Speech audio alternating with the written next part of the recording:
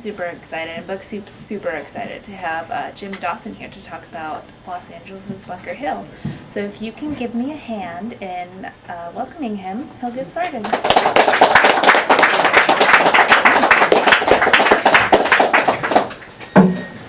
Thank you, Jessica, and thanks to Book Soup for having me here this evening. I see a few smiling, familiar faces out there. Hey, how you doing, Stu?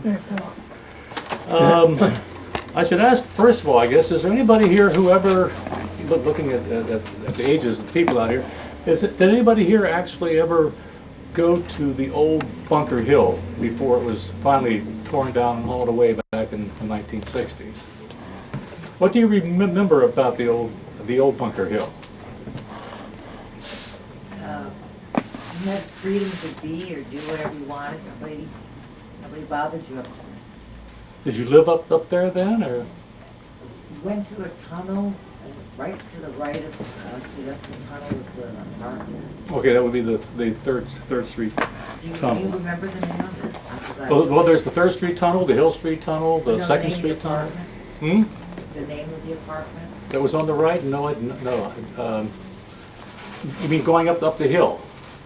No, well, I used to go up on edge of flight. Sometimes I'd walk through the tunnel. And when, as soon as you come out of the tunnel, on the right-hand side was the apartment. Oh, okay. The old apartment. Yeah, I can't think what that would be offhand. First of all, I guess, let me say that I have never been on Bunker Hill as the original. I came out here in 1977, and one of the first jobs I had was at the Dorothy Chandler Pavilion. And by that time, everything had been hauled away, but what was left was, there weren't any buildings left. There were streets. They had paved these wide avenues that are still there, but everything else was gone. And I used to walk over to the library in the afternoons and didn't know anything about this place. I've got more of those if you need some. Yeah. Pass those around. But then I started hearing about this old neighborhood that used to stand there, and I would see it in films that had it pointed out to me. John Fante's book came out about 1980, Ask the Dusk, and I remember being very affected by that book because he really captured the feeling of the neighborhood. And I would go over to the library sometimes and go through, there were a couple of old picture books about Bunker Hill, and I had grown up back east in a turn-of-the-century neighborhood, so it felt like a sort of a home to me, even though it was all strictly from postcards and old pictures. And I've always been fixed on places and houses. Houses have always been a great deal to me. Excuse me. And when I first came out here, there were certain places I wanted to see. It's a kind of a grounding thing, and apparently I thought I was one of the few, but apparently it's something that's very common with people. Otherwise you wouldn't have buses going around visiting old movie sets. And even people who have come out here to see me, there's always places that they want to see, like the old Beverly Wilshire Hotel, where that was so prominent in what was the film, Pretty Woman. And the place that I wanted to see and was looking for when I first came here was the steps that Laurel and Hardy moved the piano up. And I finally found it, and I remember when I found it, I thought, oh my God, this is it. And I recognized there was the garage there, and the strip, and the houses. And so it was a way of kind of blending reality with what what I see in films. And I think, especially since films are so important to us in our culture, people, I think, want to visit locations as a way of connecting with these films. So I think it's pretty universal well, with most of us anyway.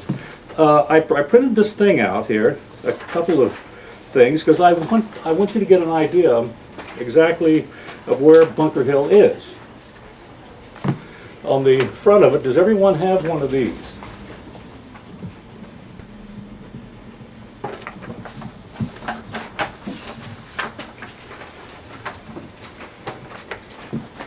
This picture here is, it's not, I couldn't find it in the book, at least I couldn't get a good picture that the publisher would print.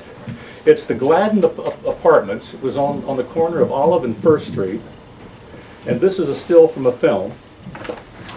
And the Gladden Apartments was an old Jewish hotel called the Cecil I think it was built in the 1890s. And the Cecil moved on downtown, and then it became the Gladden Apartments. And this is where John Wayne lived when he was out here, when he first came out. And it's also where Raymond Chandler lived when he was here about 1917. And the Gladden Apartments, I think, kind of figured in his fiction. And he would later call it the Florence Hotel, or the Florence Apartments in the High Window. And you can see that the city building is close here, and that it's only just about three blocks from it. So, let's see here. What's there now? This is, okay, this whole area is now that area there called Grand Park.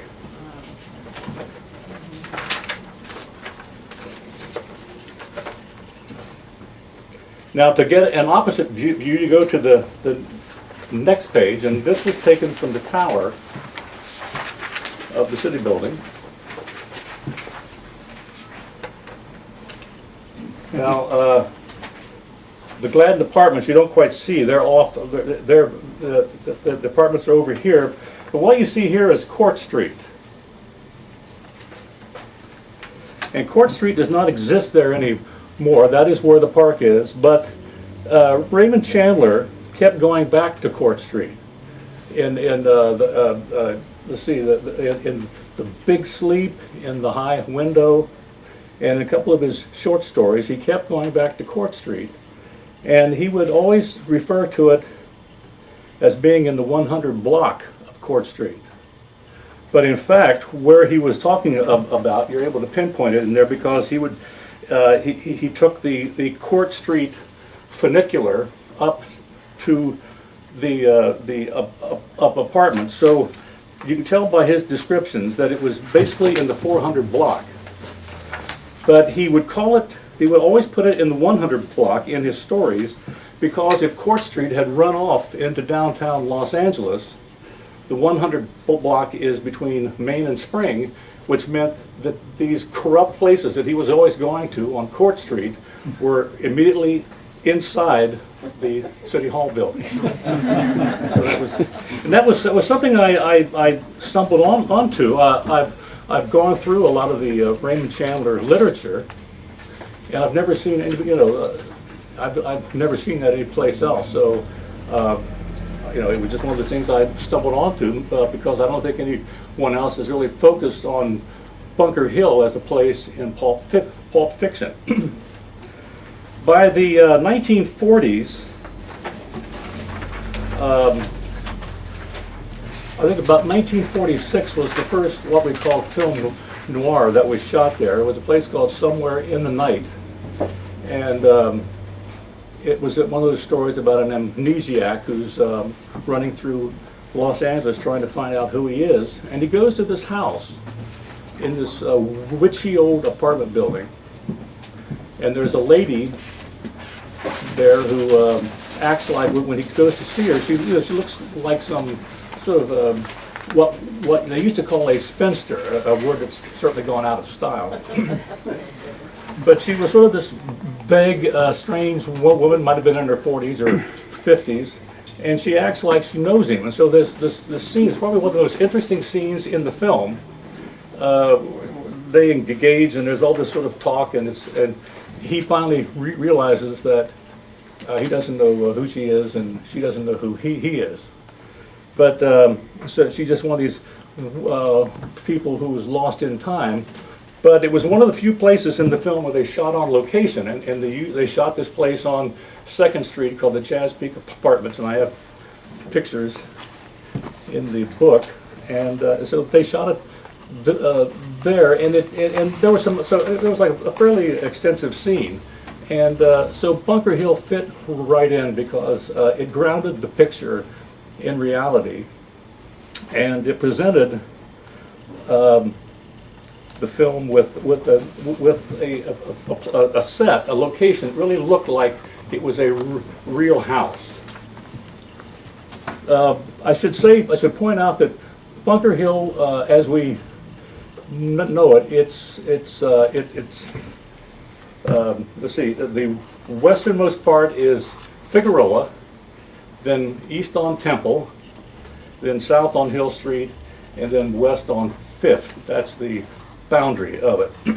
It was laid out in the late 1860s, and at that time, Los Angeles was still a pretty small place, and it was centered down around the Pueblo, down around Old Vera Street and that area, and it was growing west and east and every place else.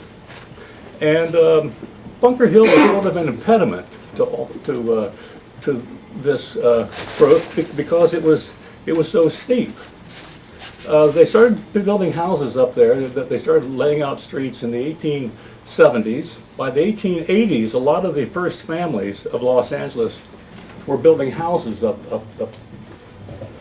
there, especially on a street. There are a couple of streets there that are no longer there. One is called Bunker Hill Avenue, and the favored style was Queen Anne, which is one of probably the most flamboyant of what we now call Victorian architecture.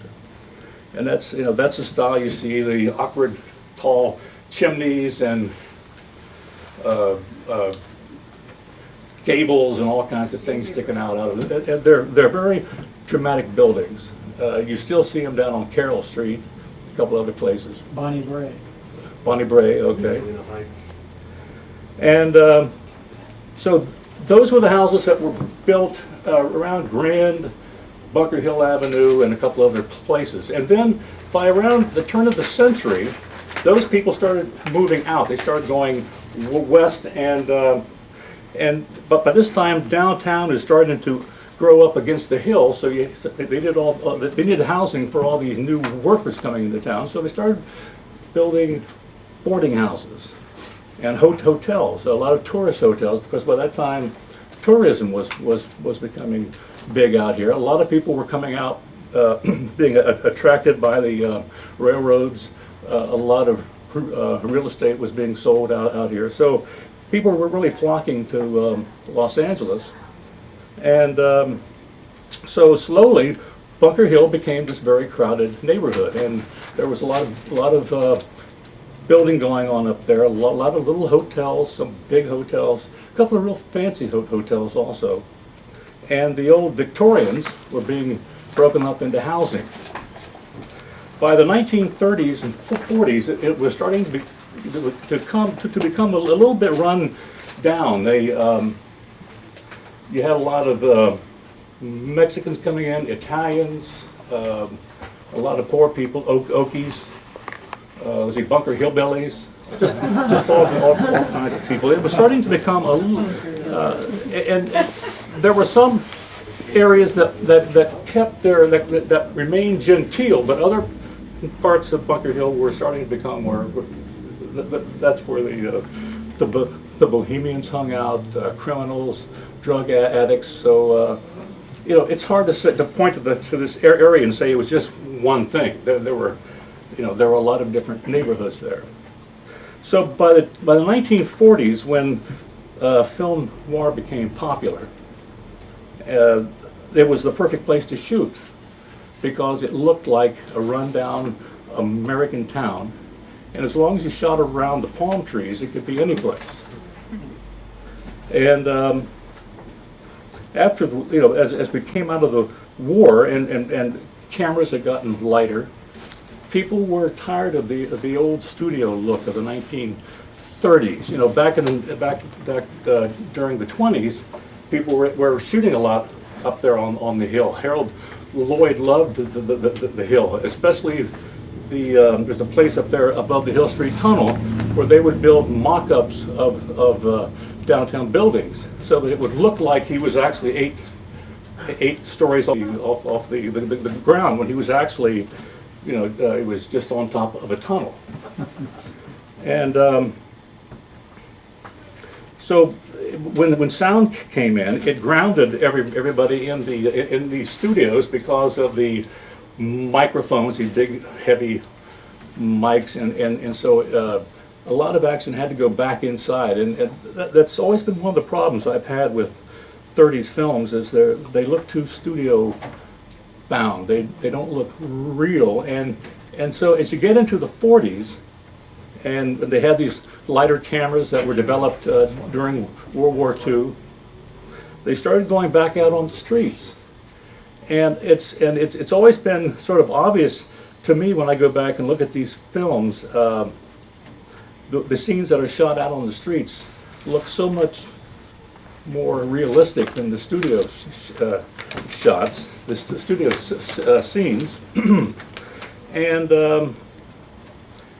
And also I noticed that you could have a script that was pretty crappy, but as long as it was shot out on the streets, it would be fascinating. You just watch these things over and over.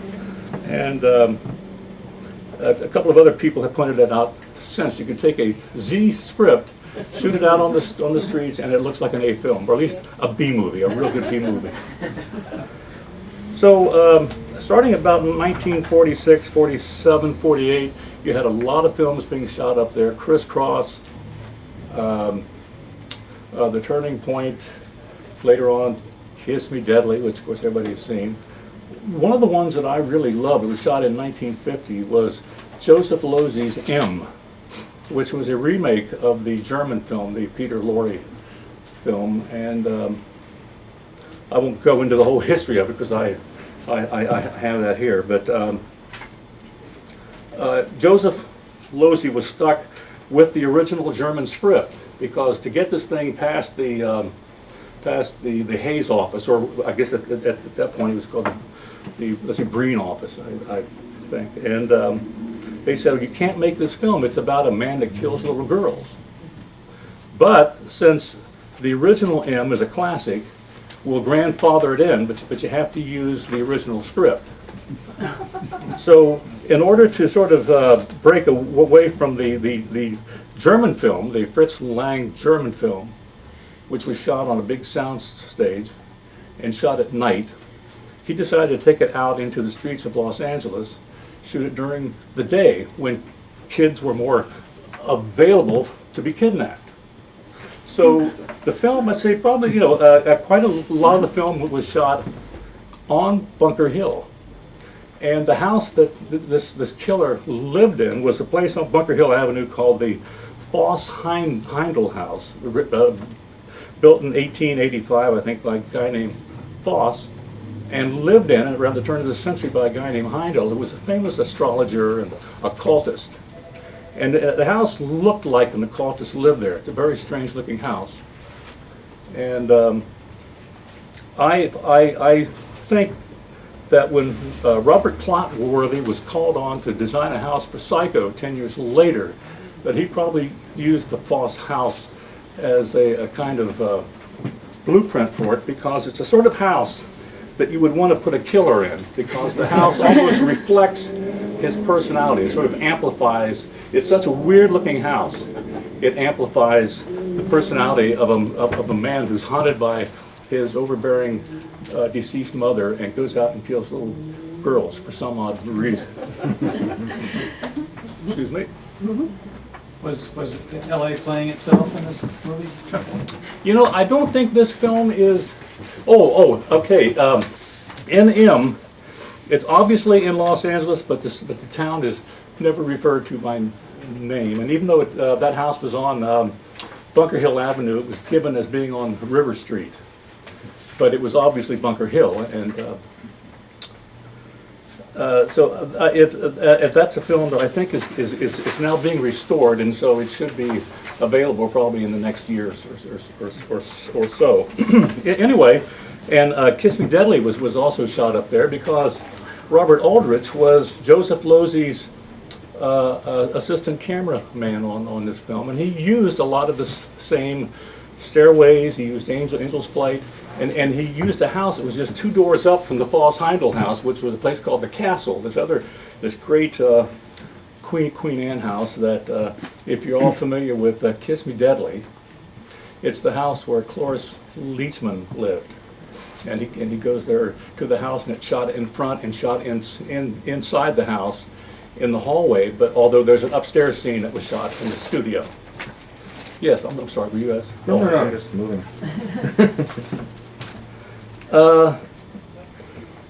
In the book, I have a list of all the films that I could find. I'm one of these guys who I'll watch the worst piece of crap if I think there'll be a 5 seconds of Los Angeles from 1950. And maybe some people. What year was the Glenn Miller story? 'Cause they used The Glenn Miller story was 53. But they also used that neighborhood, didn't they? They only use, there are 3 scenes in front where he goes to the pawn shop, and the pawn shop is right there at the corner of Clay and 3rd Street.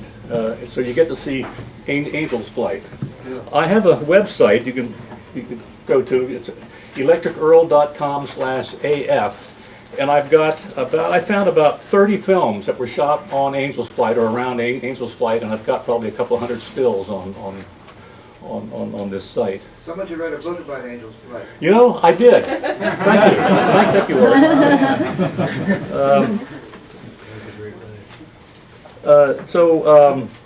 Let me see, where was it? Kiss Me Deadly. Yes, Kiss Me Deadly. So, yeah, if you so that particular house was just 2 doors down from the Feindel house, and then of course there's a great shot there with Angel's Flight, where Ralph Meeker drives under, and he parks beneath was a place called the Sunshine Apartments, which is a favorite of mine, and I write a lot about the Sunshine Apartments. It was this weird boarding house, was built about 1905, right across from Angel's Flight, and they shot part of Crisscross in there. That's the house where they go to plan the armored car robbery. There's an earlier film from 1932. James Whale did a thing called The Impatient Maiden, and Una Merkel and Mae Clark live in the Sunshine Apartments. And there's a great scene where they come out on the porch, walk down off the porch, and up the steps to the Angel's Flight station.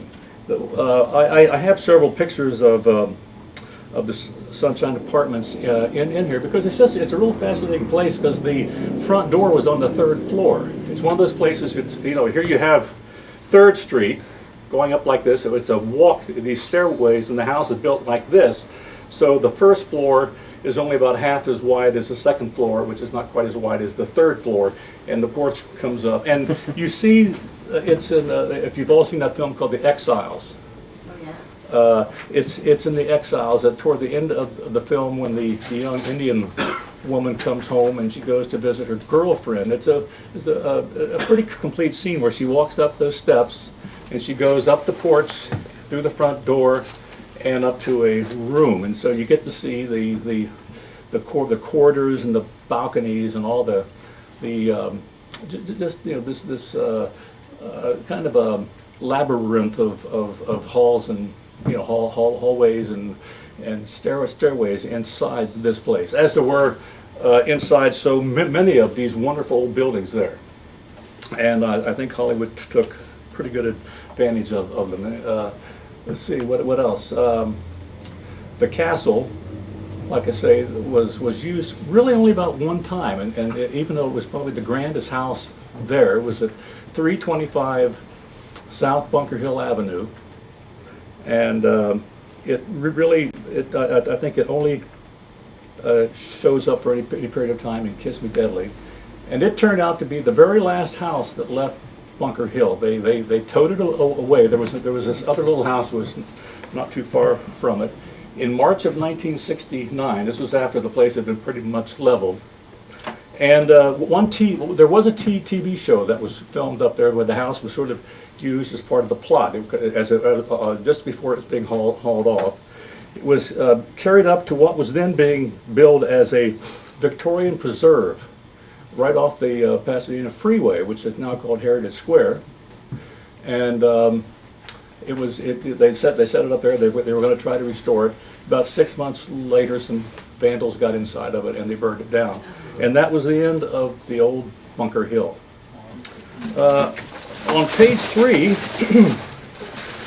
to sort of ground you here again in literature and film, if you're all fans of Ask the Dust, John Fante's book, he lived in this place right here, which is the Alta Vista at 225 Bunker Hill Avenue. It's a big white building, and he described it as being the sort of place that had, I think he said 3 stories in front and 10 stories in back. Actually, it was 8 stories in back and 4 in front. But so when you go back and read the book, at least you kind of get an idea of where it was he lived. Now he really, I think, caught the flavor of Bunker Hill at that time, and if you haven't read Ask the Dust, you probably should if you're really interested in the hill. And in the book, like I say, I've listed the final chapter. I have quite a few, probably about, I don't know, 60 movies that were shot there. And there's some films that were shot there quite a lot, like The Exiles, if you have a chance to see that, about these Indians that were living there, and this guy named Kent McKenzie, who was a student at USC in the film department, went down and befriended these people. He had already shot a short documentary there about the old pensioners that lived in the flop houses. So he befriended these people and got their story and used and sort of worked with them to come up with a script, sort of a loose script. And so they shot this sort of a cinema verite film called The Exiles. And it was shot on Bunker Hill and also at these Indian bars down on Main Street around 3rd and Main, and a few other places around Los Angeles. And if you see this film, you'll feel like you've stepped back into time. It was shot in 1958 and released, I think, in 1961. There's also a film called Angel's Flight, which is very hard to find. I don't think a print exists at this point. The guy that had it, who had a negative, who made a DVD copy of it. I was looking for him again. I used to know him, a guy named Dean Romano, and I found out that he died last year. So I'm still looking for that negative. But it did air on KCET about maybe 6 years or so back. They were doing a film noir thing to go along with the with Angel's Flight, which was being spotlighted by Hugh Hauser, and so thanks to that one screening, there are bootlegs out there. If you go on eBay, you might be able to find a DVD of Angel's Flight. It's not the most perfect thing, but it's a fascinating film because it was shot all over Angel's Flight. I mean, that was pretty much it. And it was shot inside buildings, outside. It's a fascinating picture of the film. I mean, of the hill. I'd say I think it was shot about 1962. And I could probably write a book about the making of Angel's Flight, because it's one of those strange films where it eventually got released in the Midwest under the name Shock Hill because they had stolen it. One group had stolen it from the other group, and they were hiding it. They didn't want their investors to know it was the same film, and terrible things happened to it. I guess I should finally say that the reason why I guess I sort of wrote this book. I mean, I was fascinated with Bunker Hill. I've always felt a lot like it was someplace I should have at least seen and walked. But I regretted later that I wasn't able to actually visit the place. I live up in Beechwood Canyon, and when I walk out the door, I go for a hike. I'm about 2 minutes away from the steps where Kevin McCarthy and Dana Winter fled the pod people in the invasion of the body snatchers. I'm not too far from the house where Barbara Stanwyck lived in Double Indemnity, and there are quite a few other places up there with, that you can see that were in old films. I was watching this really bad about 1942 film one time, about 2 o'clock in the morning, and I opened the book with this because it's such a strange thing, and I guess it explains what a nut job I am. But I was just watching this film, and I keep waiting for something to happen. It was a B film. I think it was called To Double Cross or something like that. And it's just, I'm ready to just turn off, just say this is too much. It's 2 o'clock a.m. And suddenly it just brightens up, and there's a scene shot out on the street. And there's an apartment. This woman comes out of an apartment, and there's all this stuff happening. The camera pans down to the end of the street, and there's this Art Deco tower that still exists up on Hollywood Boulevard, right before you get to Western. And the street is called Gramercy Place. And so I immediately put the thing on still, jumped.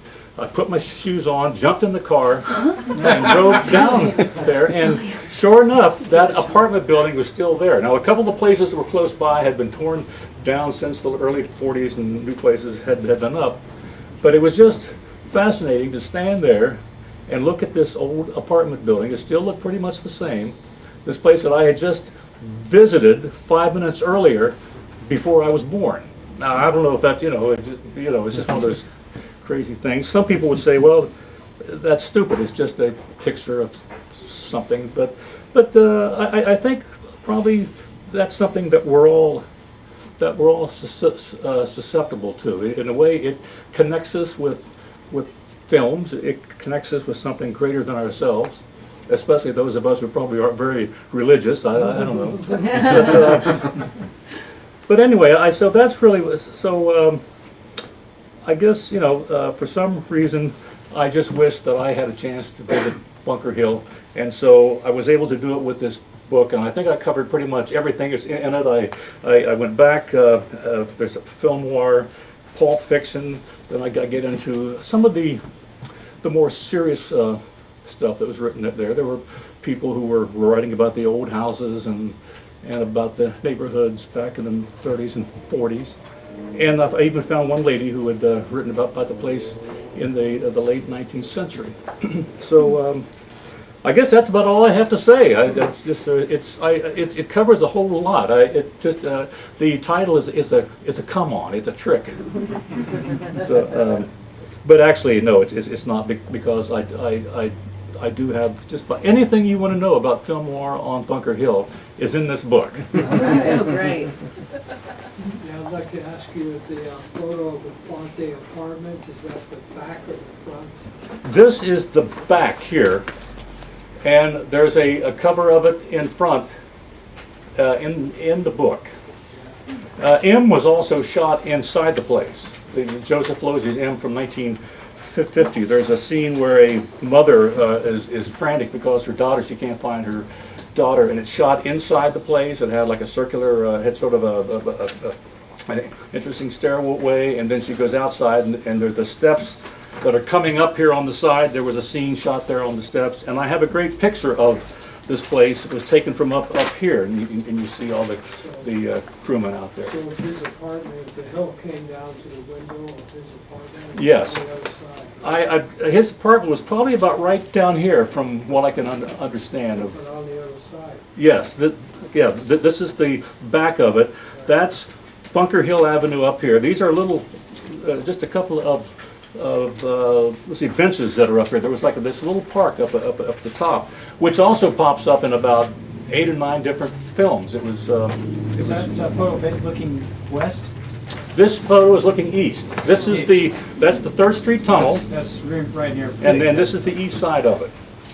So just, that kind of gives you an idea. Yeah, yes. Yeah, is there like a historical society, any organization dedicated like preserving like the ephemera, anything they dig up from the good old days? No, not that I'm aware of. There are people that have, that would have certain things, but that's, One of the questions. Yes. is, Film The Killing, yes. was that filmed in that area? Yes. In that area? Yes, The Killing, there's a, the place where they planned the robbery is in a place called the Mission Apartments, and it's right on the corner of Olive and 2nd Street, and I have several pictures of it in there. So, and there are a couple of other places that they also shot on Bunker Hill, just short scenes. Yes. Is that Title and Trust photo collection still around? Yes, it's through, you can get them through the public library. Because they had a lot of Bunker Hill shots. Yes, I yes, they remember. do, and I use quite a few of them, too. Yes, Seems like there was a documentary on Bunker Hill, Dreams of Bunker Hill, maybe? well, Dreams of Bunker Hill was a book that was John Fante's Yeah, last okay, book. that's the book. There was a USC. This was a USC students. Yes, okay, that's called Bunker Hill, that's the guy Kent McKenzie that I was telling you about there, did The Exiles in 1956, when there was a lot of talk about tearing the place down. He went down, he did his 17-minute documentary. It's on the Exiles DVD. Okay, that's good. It's worth seeing. It's wonderful. I mean, I've watched it I don't know how many times, and he was really, Just a meditation of Yes. the end of Bunker Hill. basically. yes. And he follows several pensioners around there. And he has voiceovers from 3 people, and it really captures it. You feel like you've been taken back there. Now, one of the interesting things that happened by the 50s and the 60s, the big changeover, of course, it began in 1948 when the studios had to divest themselves of their theaters, and the studio system started dying at that point, and the B-movie started dying at that point, and so by the late 50s and 60s, Bunker Hill, as it became more run down, was being taken over by independent filmmakers. For example, Roger Corman, one of his cameramen went up there and shot parts of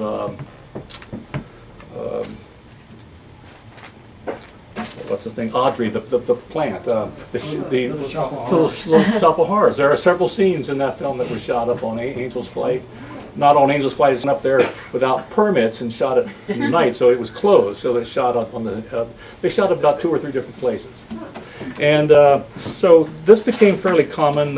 There was a Glenn Ford B movie in 1966 at a time when MGM was sort of closing down their B movie units, and I think we're trying to get all their contracts out of the way. And so Glenn Ford is in this interesting film called The Money Trap, and there was a house up on Bunker Hill, and they shot there. They also shot on Angel's Flight. There's a scene where he gets on one of the Angel's Flight cars, and the camera rides down with him.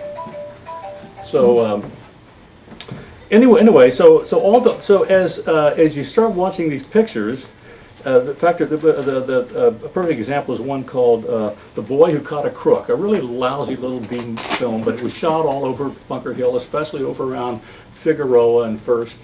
And in the background, throughout the whole thing, you see hillsides that have been torn up. You see houses being torn down. It was almost like, in the background, you see little things happening. And they worked that into the script, or some stuff had been hidden in a house that had just been torn down. And what really happened was, and I have a chapter on that too, going back to the early part of the 20th century, people were already starting to talk about how do we get rid of this thing? How do we get this big hill out of the way, because it's impeding progress in this city. So over the next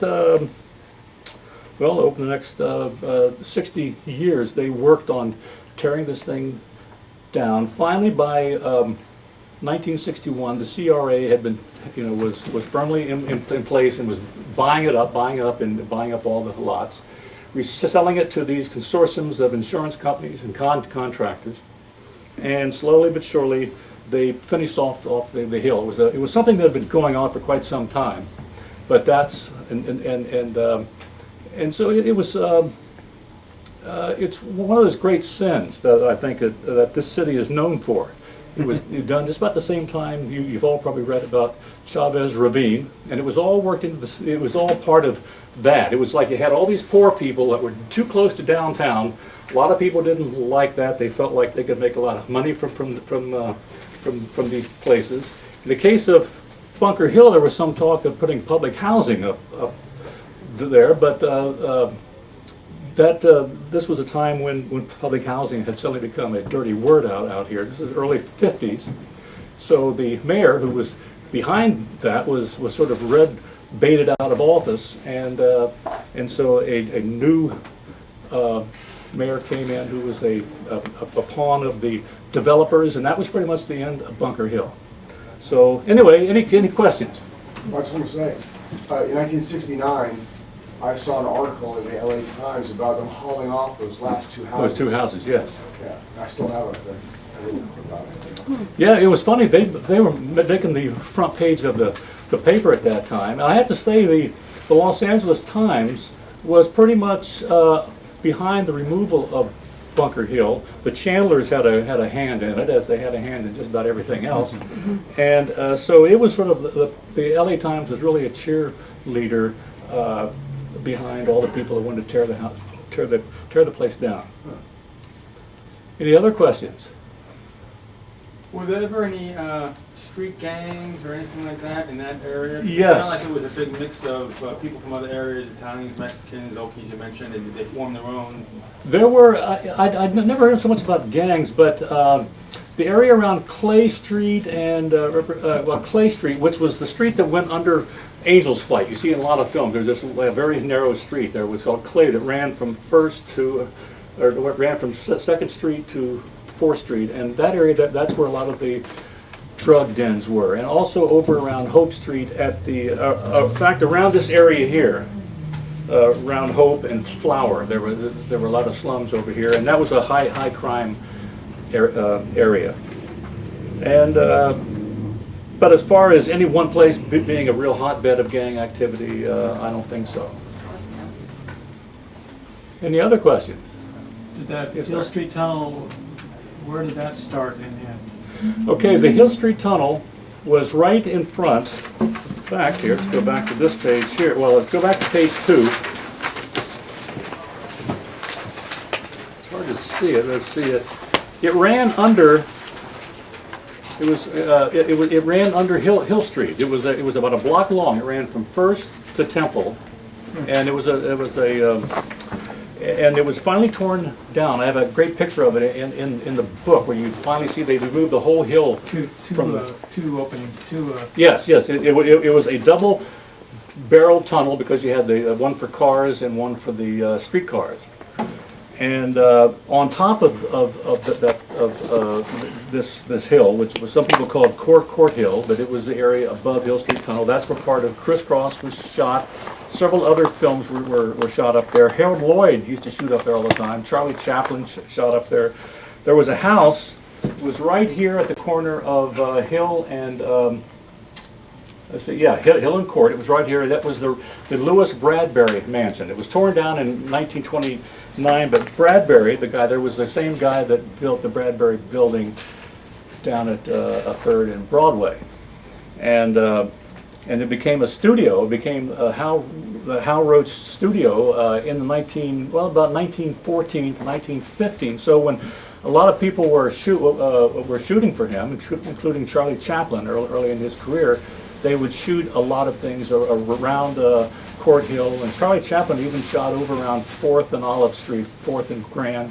Harold Lloyd shot at the corner, just at one corner, at the corner of Grand and 3rd Street. He shot 7 films. That is now that park, the Grand Park. Or the Grand Park, yeah. And so, which is really, I guess, why I love this picture here. And I also have there's a picture in the book at the very end of it that really kind of puts the edge of Bunker Hill in relation to the city building, which is just a couple blocks off. So there's the city building, and Broadway was right there, and then all this was flattened, and this area over here is now that park. It kind of slopes up. They lowered that by about 100 feet at that part. Any other questions?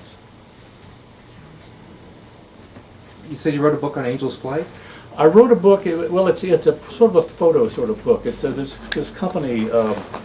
It was just a little project I wanted to do.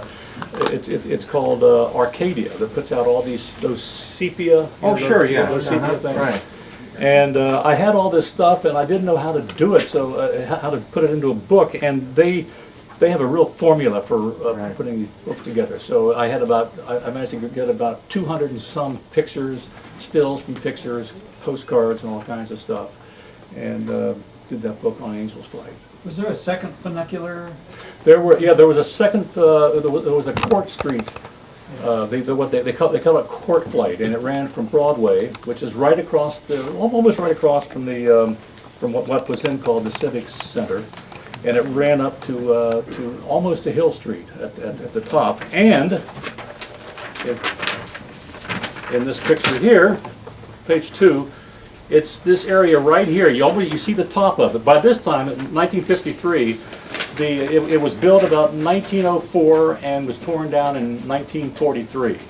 So by this time it was gone, but you can see the top of it was right here on this little spit of Hill Street, or of Court Street. Isn't Broadway to Hill level now? Yes, it's like a little slope, yeah. But it is slope. Yeah, but very, just a slight gradation there. But it used to be steeper, you mean? Great. Always, yeah, it was almost like that. Oh, really? Yeah.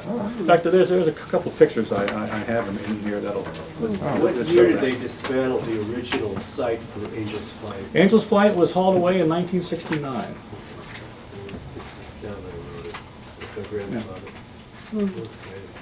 You got. I guess by that time everything else had been pretty much torn down. Now there's that neighborhood was beat up. I remember when I was a kid. I rode up there with my grandfather just to check it out. Oh yeah, I mean it's it took them a while, but they finally just stripped it clean. Now there's if you go to chiptaylor.com, if you're interested in this, they sell a fairly inexpensive little documentary that was shot back in the 60s by a guy named Edmund Penney, P-E-N-N-E-Y. But chiptaylor.com it has nothing to do with the songwriter, the guy that wrote "Wild Thing," You Make My Heart Sing. But it's only about a 7-minute documentary, but it's fascinating. That's all I can say. When you watch this thing, oh wait, I'll take it back. I think it might be 15 minutes perhaps, but it's. He went there in the early 60s and shot it, and he introduces you to the guy that works up in the little station with his cap on, and you ride it up and down. There's this sort of cool jazz going on, and then about midway through, all of a sudden, this big shovel thing just starts smashing, and you see the destruction of it, because he'd gone back in a couple of years later and caught all that. So it's a wonderful document if you're really interested in seeing these things. And here again, I have all this stuff in the final chapter of the book. So if you're interested in these things, you can order them. Hi, Amy. Anything else? Jim, when you get these photos, do you have to go through a whole song and dance to get the rights? No, actually. Going through, going to the State Historical Society or the LA Public Library, they're very happy, especially with books like this. They will cut you all kinds of bargains because they want you to put these things in. I also want to say, if we have any people here that love ukulele music. Ian Whitcomb, right over here, has a new book out on the history of the ukulele. Oh my God. Do you do any Bunker Hill songs? Can I ask you a question off topic now that you mentioned music? Of all the people, how'd you pick Big J McNeely for your book on honkers? I worked with Big J when I first came out here. What was that? I wrote a book back in the '90s called called Nervous Man Nervous, Big J McNeely and the Rise of the Honking Tenor Saxophone. Because when I first came out here, I found that there had been this big scene, a big rock and roll scene here in the early '50s and the late '40s that basically preceded rock and roll by several years, and there were these big concerts around. I had pictures of one from the Olympic Auditorium down on Grand and 18th Street, where you have Hunter Hancock up on stage with always black musicians, white Chicano and black teenagers going crazy out, with their eyes are all glazed over, and it was a huge scene. So that was more or less a book about that scene, and I worked with Big J McNeely and Big Mama Thornton and all kinds of other Big J, is he still okay? Big J is still honking. He's 85 years old. I saw him up at Joe's. Oh yeah. He's still honking. Any other questions? Yeah, you said the Cecil Hotel was a Jewish hotel? Yes, I guess it was. And what Raymond Chandler and John Wayne. Well, it had begun as a Jewish hotel, and then sometime, I guess, around the turn of the century, the Cecil moved downtown, and the building is still there. I'm not sure if it's still called the Cecil or not. Yeah, 640 South Main.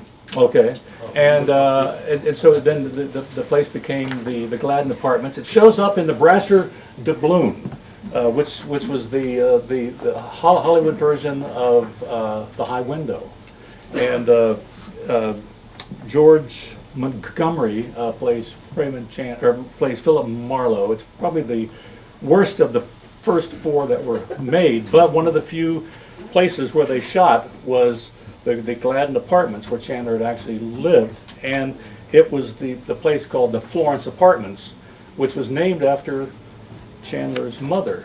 He had named it after his, and I go into that in the book a little bit, but I'm not so much of a Freudian, so I didn't take it too far.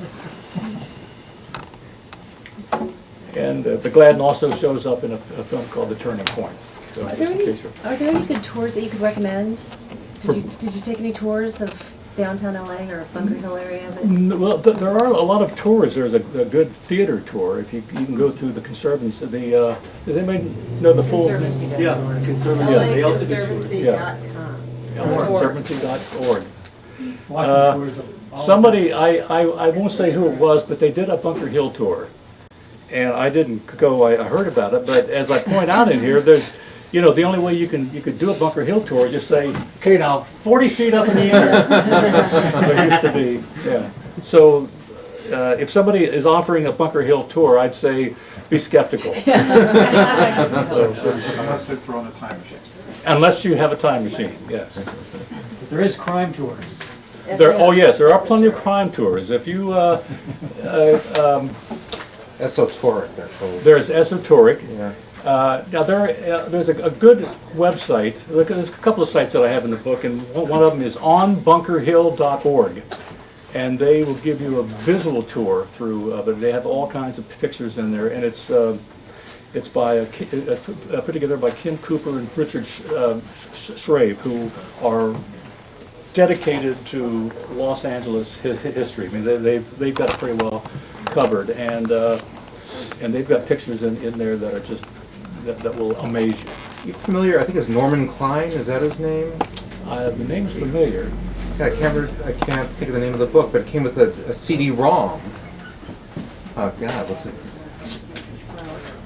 And it had then and now type of erasures of buildings. Oh yes. I've seen a book like that. Yeah. You talk where there's one where they actually have pictures put inside pictures. There's Well, I never usually saw and then there's another one, pictures the CD-ROM. are side by side. Something like oh, that, the yeah. CD-ROM, yes, Yeah, yes. Okay, yeah. you know, I've never seen that. I've heard about it. Yeah, neither have I haven't. I haven't played it yet. And as I point out in here also, the LA Noir game is a little disappointing for anyone who's really interested in Bunker Hill. It's, for one, Angel's Flight doesn't move. You can't get on it. You can't ride it. I mean, I don't know what they were thinking. It has stopped for a long time. Well, yeah. The 1951 version of M Yeah. is being restored. Is it available to see in another format now, or do you know anything about the? You know, I've got a bootleg of it. I've seen it. It was at UCLA, and it was screened a couple of months ago at the Film Noir Festival at the Egyptian, and they used the British Film Institute print. They've got a pristine print of it. That has a kind of a strange political history, which I cover in here. This was a time during the blacklist, and a lot of the film noir people were sort of swept up in that. And Joseph Losey actually had to flee the country because he was subpoenaed by HUAC, and he had a lot of his friends in there who were also lefties, you would say, activists. And so the film, when it came out, it was not only about a guy that killed little kids, but it starred all these left-wing actors. So he had all these deeply conservative people who came out with signs saying, you know, Reds and all that sort of thing, which really kind of killed the film in its tracks. Which is why it's so hard to get hold of today, because Columbia Pictures had it. And it was like a hot potato. They didn't want to have anything to do with it. Unfortunately, and that was the problem, I guess, with some, because film noir, it really showed the underside of American society. I think that's why it still stands up today. It's usually very dark and sort of Germanic in a way. A lot of the people who were making these films were Germans who had fled Hitler. They were steeped in that expressionist style, and they also had a certain political outlook, which was probably not popular in the early 50s in the time of McCarthy. So that's all I can say about that, I guess. Anything else? Hi, Stu. Hey, bud.